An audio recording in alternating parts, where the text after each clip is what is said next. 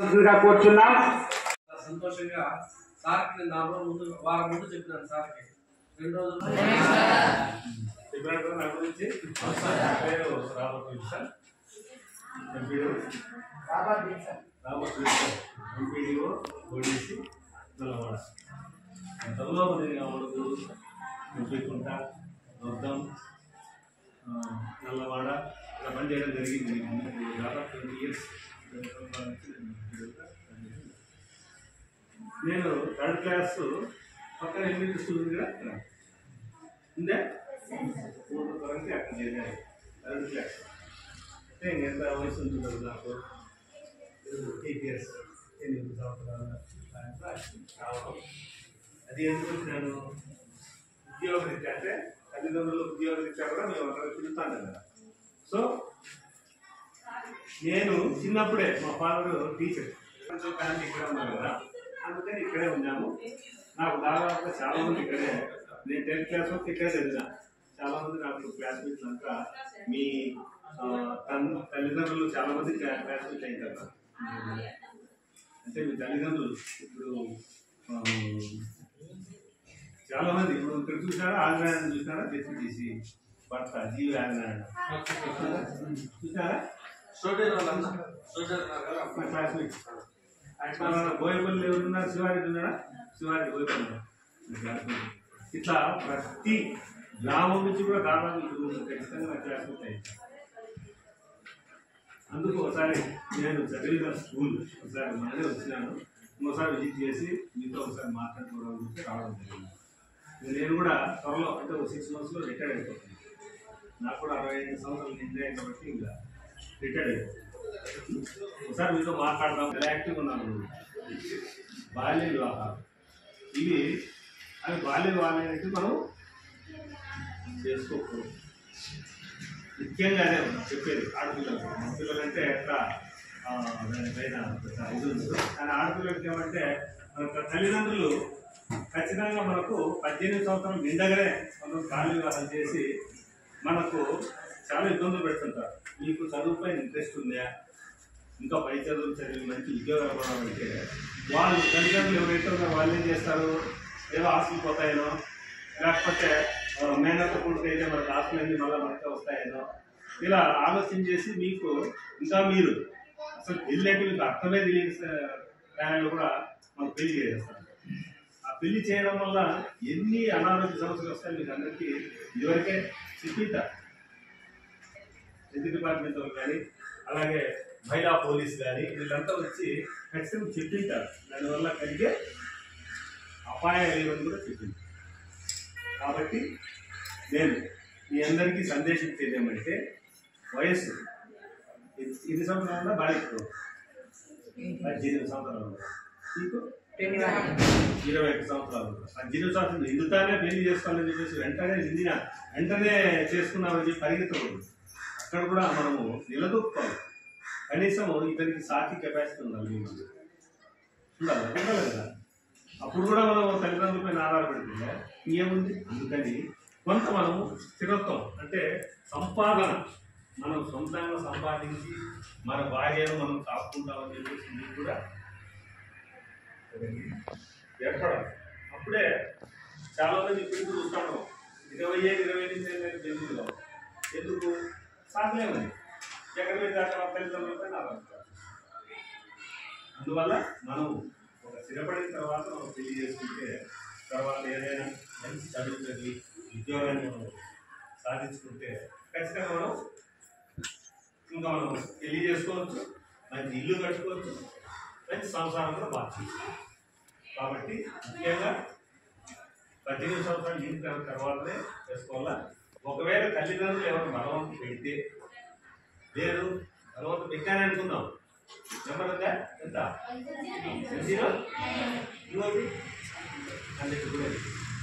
ఇంకొకటి ఎంపీడీఓ చేయొచ్చు, ఎంఆర్ఓ చేయొచ్చు, ఎస్ఐ చేయొచ్చు, అంగన్వాడీ వీళ్ళకు మాకు ఫోన్ చేసినా మేము ఖచ్చితంగా చట్ట ప్రకారం చర్యలు తీసుకొని ఈ తల్లిదండ్రులకు ఏ శిక్ష విధించాలో ఆ శిక్ష కూడా తీస్తాం. మిమ్మల్ని మళ్ళా కూడా మీకు ఒకవేళ బలవంతం పెట్టారు చట్టరీత్యా చర్యలు తీసుకోవడం కాకుండా మిమ్మల్ని మళ్ళీ బడికి పంపిస్తాం. కాబట్టి ఎవరు భయపడకుండా ఏదో మన ఆయన ఇస్తాడో మా అమ్మ తెలుస్తుందని చెప్పేసి మీరు భయపడకుండా మీరు ఫోన్గా చేయగలిగితే మేము ఖచ్చితంగా వచ్చి ఆ బాల్య వివాహం గారి మేము ఖచ్చితంగా ఆపేస్తాం. ఇక రెండోది మనకు స్వేచ్ఛ ప్రోగ్రామ్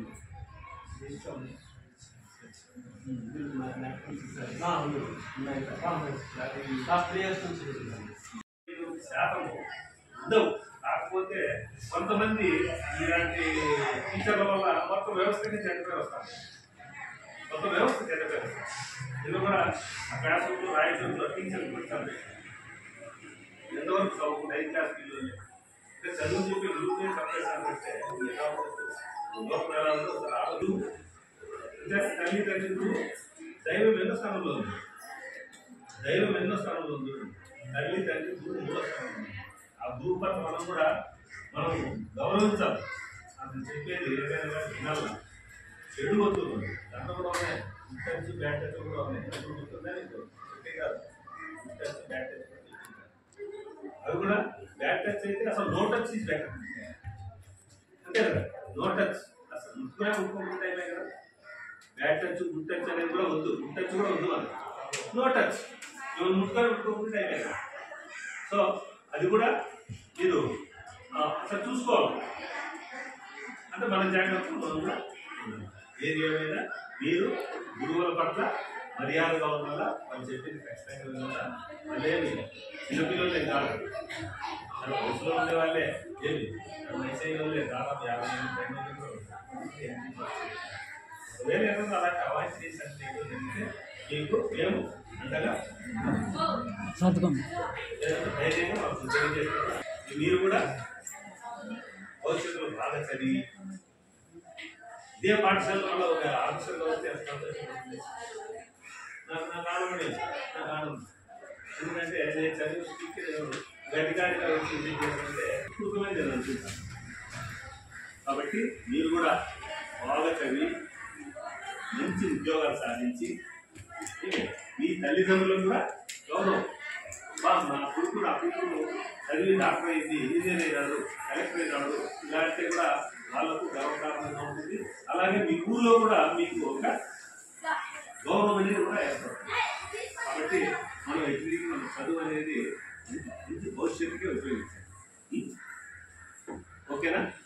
బాగా చదివి మీరంతా బాగా చదివి మంచి పొజిషన్లో కూడా వస్తారని చెప్పేసి నా ఉద్యోగాలు కాదు ఇంకా కట్టుకోవచ్చు దాన్ని కూడా వచ్చి ఇక్కడ వచ్చినారంటే ఎంత గౌరవం. కాబట్టి దయచేసి పిల్లలు అందరూ బాగా చదివి విజ్ఞానాన్ని పెంపొందించుకొని మీ మీ తల్లిదండ్రులకు పేరు తేండి, చదువు చెప్పిన గురువులకు తేండి, గ్రామానికి తర్వాత అలాగే ఇంకా చెప్తే మండలానికి జిల్లాకు పేరు ప్రశ్నలు తీసుకొని వస్తే బాగుంటుంది చెప్పేసినారు. ఖచ్చితంగా వాళ్ళు ఇంటర్మీడియట్ డిగ్రీ ఇంజనీరింగ్ ఎంత చదివినా కూడా అప్పసప్ప చేసి చదివిస్తారు. ఆ విషయం బాగా అర్థమైంది కదా. దీనికి సంవత్సరం 18 కొలత కాదు. ఎప్పుడంటే సాధికారత అనే ప్రధానమైంది. సాధికారత అంటే మన కాళ్ళ మీద మనం నిలబడి ఉంటాము నమ్మకం కావాలి. అది పెళ్లి ప్రవేశం. 18 అంటే మ్యారేజ్ కాదు. అర్థమైందా? ఇలా నమ్మకం రావాలంటే బాగా కష్టపడాలి. కష్టపడితే తల్లిదండ్రులు ఎంత కష్టమైనా కూడా ఎందుకంటే ప్రతి ఇంట్లో ఇద్దరు పిల్లలు ఉండేది ఎక్కువగా. అర్థమవుతుందా? తల్లిదండ్రులు ఆడపిల్లల కంటే ఖచ్చితంగా సమానంగా అవకాశాలు ఉన్నాయని వాళ్ళు చదివిస్తారు.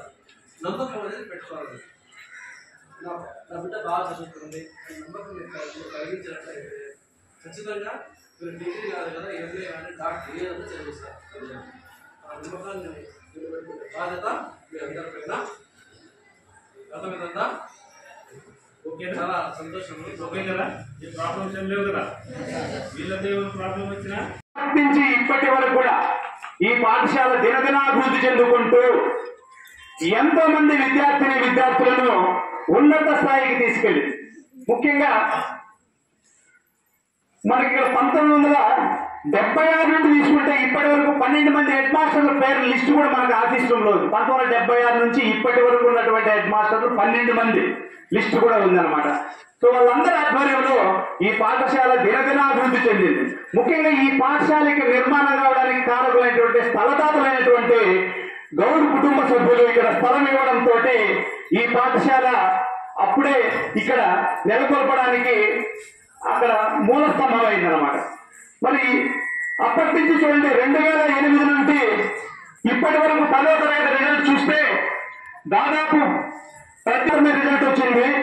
2009 నుంచి అప్రతిహతంగా 2015-16 వరకు కూడా 80% పైన రిజల్ట్ సాధించడం జరిగింది 10వ తరగతిలో.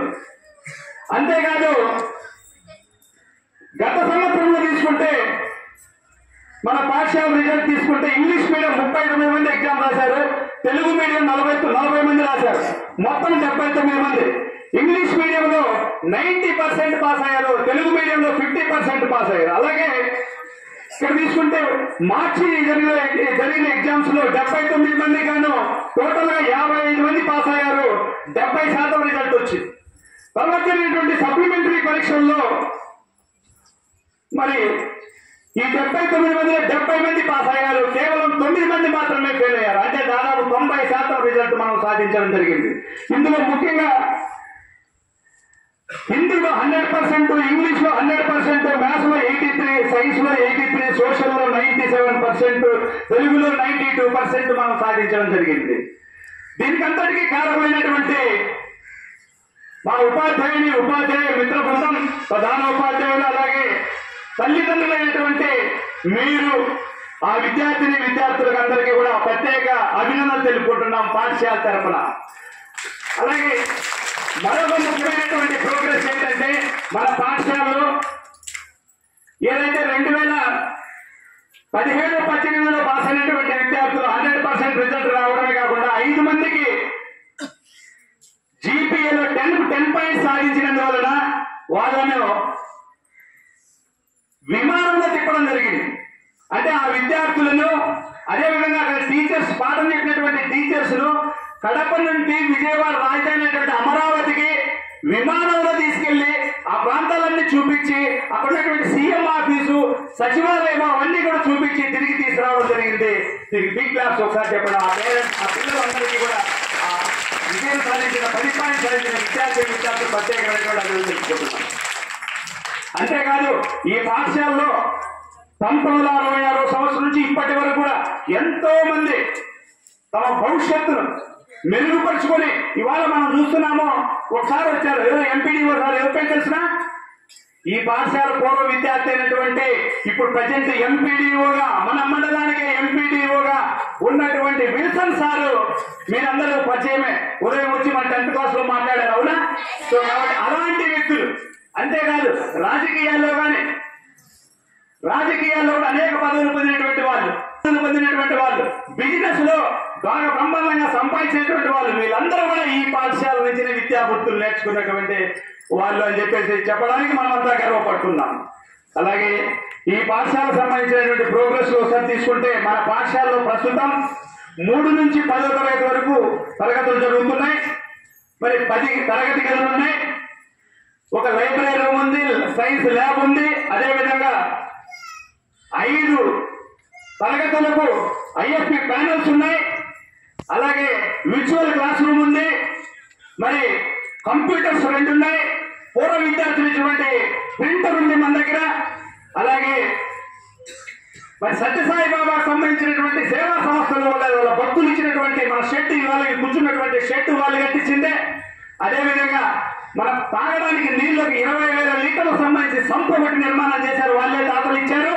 మరి అదేవిధంగా గవర్నమెంట్ మనకు కల్పించినటువంటి వసతులతో 20,000 లీటర్ల కెపాసిటీ కలిగినటువంటి ట్యాంకర్లు మనకు ఉన్నాయి ఇవాళ. అంతేకాదు బాలికలకు సంబంధించి ప్రత్యేకంగా టాయిలెట్స్ ఉన్నాయి, బాయ్స్ సంబంధించి కూడా ప్రత్యేకంగా టాయిలెట్స్ ఉన్నాయి. అంతేకాదు పిల్లలు నడవడానికి రావడానికి టైల్స్ ఉన్నాయి, అన్ని రకాలైనటువంటి వసతులు ఇక్కడ ఉన్నాయి. మిడ్ డే మీల్స్ ఇస్తున్నాం, వాళ్ళకి బుక్స్ ఇస్తున్నాం, యూనిఫామ్ ఇస్తున్నాం, అన్ని రకాలైనటువంటి వసతులు ఇవ్వడం జరుగుతుంది. కాబట్టి మన పాఠశాల మరింతగా ప్రగతి సాధించాలని వీటన్నిటి ఉపయోగించుకొని మరి పేరెంట్స్ గా మీరందరూ కూడా వీరి ప్రగతికి మీరంతా కృషి చేయాలని చెప్పేసి మరింతగా మీకు అందరికీ కృతజ్ఞతలు తెలుపుకుంటూ, మరి ఇంకో విషయం ఏంటంటే ప్రతి ఒక్కరికి విద్యార్థులు ఎవరైతే భోజనం చేయలేదో వాళ్ళందరికీ కూడా ఉదయం పూట ఎక్కడా లేనటువంటిది, జిల్లాలో ఎక్కడా లేనంతగా మనకు నారాయణ సేవ కూడా అమలు అవుతుంది. అంటే ఉదయం పూట వాళ్ళకు టిఫిన్ సౌకర్యం కల్పిస్తున్నాం. ఎవరైతే విద్యార్థులు ఇంటి దగ్గర తినరాలేదో వాళ్ళందరికీ సౌకర్యం కలిగించేలాగా ఎక్కడ లేదు జిల్లాలో. చాలా వరకు మా పాఠశాల 5-6 పాఠశాలలో ఈ మంది కూడా ఒకటి అన్నమాట. ఇలాంటి ఫెసిలిటీస్ అన్ని మీకు కల్పిస్తూ మరి ఈ పాఠశాలకు సంబంధించి ప్రధాన ఉపాధ్యాయులు యాక్టివ్ గా పనిచేస్తున్నారు. అలాగే సీనియర్ ఉపాధ్యాయులు అందరూ మంచి ఎక్స్పీరియన్స్ కలిగినటువంటి విద్యార్థులు ఉపాధ్యాయులు అంతా కూడా ఇక్కడ పనిచేస్తున్నారు. మరి వారి సర్వీస్ మీరు అంతా విద్యార్థులు ఉన్నారు. మొత్తం మీద 2 సెక్షన్లు కలిసి 80 మంది విద్యార్థులు ఉన్నారు. 80 మంది విద్యార్థులు కూడా ఈసారి జిల్లాలోనే మంచి ఫలితాలు సాధించి మన గౌరిపల్లి ఉన్నత పాఠశాలకు మరింత పేరు తెస్తారని చెప్పేసి కోరుకుంటూ, మరొక విషయం ఏంటంటే ఈ గౌరిపల్లి పాఠశాల అంటానే ఇది ఒక టీచర్లో కానీ ప్రజల్లో కానీ ఎక్కడైనా సరే ఒక మంచి పేరున్న పాఠశాల ఇది గౌరిపల్లి పాఠశాల అనేది. ఈ పాఠశాలకు మంచి గుడ్ విల్ ఉండడం వల్ల ఇవాళ చూసుకుంటే కదిరి నుంచి కూడా ఇక్కడ కొంతమంది వస్తున్నారు.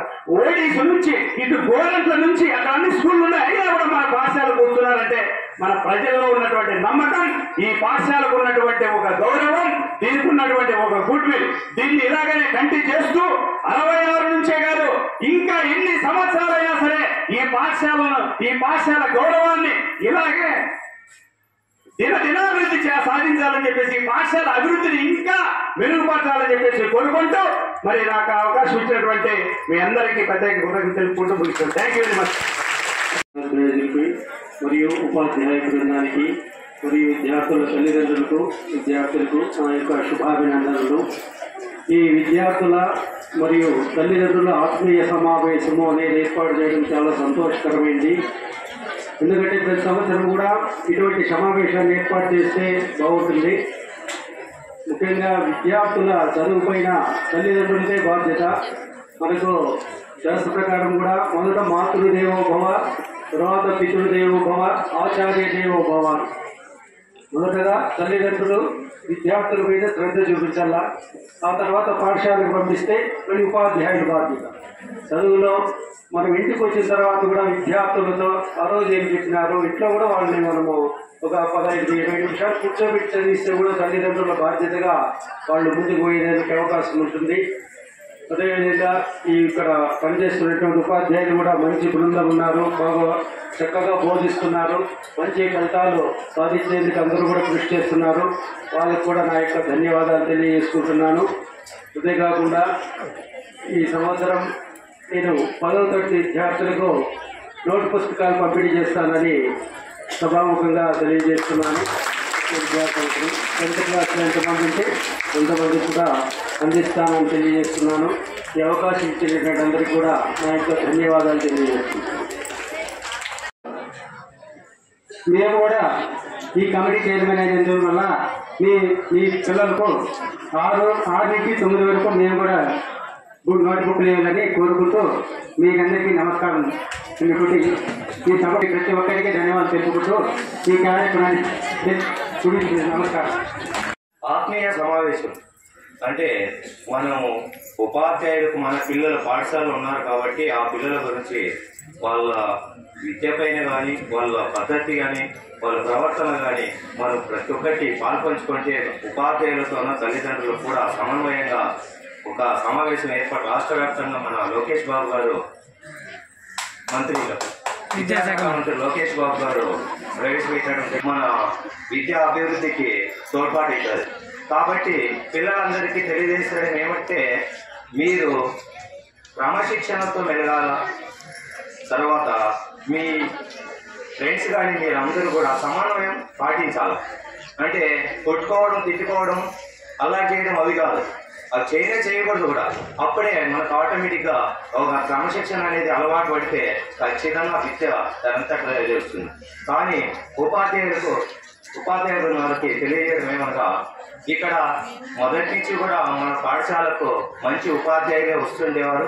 ఇప్పుడు కూడా అలాగే ఇక్కడ కొంతమంది ఇప్పుడు దాడిపల్లి గారు ఉగిడిపల్లి గారి పిల్లలు వచ్చాను, అలాంటి గౌనపల్లి స్కూల్ పిల్లలు అనేదిగా సేవలని మన ఇన్ఫాస్ గారికి ఇప్పుడు పెద్దలకు నేను కోరుకుంటున్నాను. హెచ్ఎం సార్ గారికి పేరెంట్స్కి అండ్ స్టూడెంట్స్కి అందరికీ థ్యాంక్ యూ. మా హాస్టల్ బోర్డర్స్ ఇక్కడ చాలా మంది ఉన్నారు. వీళ్ళకి 10th క్లాస్ పిల్లలకి ట్యూటర్స్ కొద్ది రోజులుగా లేరు. బడ్జెట్ లేకపోవడం వల్ల వాళ్ళు డ్రాప్ అవడం జరిగింది. ఈ ఇయర్ ఇప్పుడు మేము అలాట్ చేస్తున్నాము. సో పిల్లలకి ఏమి ట్యూటర్స్ ప్రాబ్లం ఉండేదని తెలియజేస్తున్నా. అలాగే 10th క్లాస్ పిల్లల కొంతమంది పేరెంట్స్ నన్ను కన్సల్ట్ అవుతే బాగుంటుంది. వచ్చి దయచేసి హాస్టల్కి రండి మీరందరూ మీటింగ్ అయిన తర్వాత. Thank you. అలాగే ఉపాధ్యాయ బృందానికి విద్యార్థులకు నా యొక్క కృతజ్ఞతలు. ముఖ్యంగా పేరెంట్స్కి ఏమంటే పిల్లలు ఎలా చదువుతున్నారో వాళ్ళ పర్యవేక్షణ బాధ్యతలు, వాళ్ళ సెల్ ఫోన్లో నిమగ్నమైనారా, ఏం చదువుతున్నారు ఏం లేదు అనేది ఫస్ట్ మీరు ఆలోచించి వాళ్ళ బాధ్యతలు తీసుకొని ఏం చేస్తున్నారు, స్కూల్ పోతున్నారంటే పంపిస్తున్నాం, వాళ్ళు ఏం చేస్తున్నారు, చదువుతున్నారా లేదా, స్కూల్ సరిగ్గా వెళ్తున్నారా లేదా అనేది మన పర్యవేక్షణ బాధ్యత. అది అలాగే ఉపాధ్యాయుల బాధ్యత వాళ్ళ స్కూల్లో ఏ విధంగా ప్రవర్తిస్తున్నారు, వాళ్ళ నడవడికి ఏమి అని ఉపాధ్యాయులు కూడా గుర్తించి ఆ పిల్లల భవిష్యత్తును బంగారు బాటగా వేయాలని కోరుకుంటున్నాను.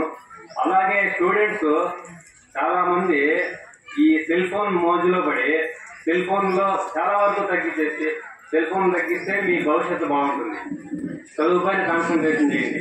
చదువుకొని మంచి విద్యాబుద్ధులతో మంచి ఉద్యోగాలు సంపాదించి ఉన్నత స్థాయిలో ఉండి ఇలాంటి సీట్లు మీరు కూడా అధిరోహించి మంచి భవిష్యత్తులో బాటలు వేయాలని కోరుకుంటూ ఈ అవకాశం ఇచ్చిన పెద్దలందరికీ కృతజ్ఞతలు తెలుపుకుంటున్నాను.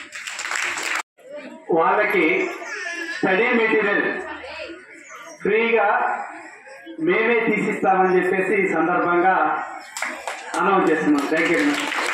వాళ్ళకి మన పాఠశాల తక్కువ అట్లా ఎవరో నెక్స్ట్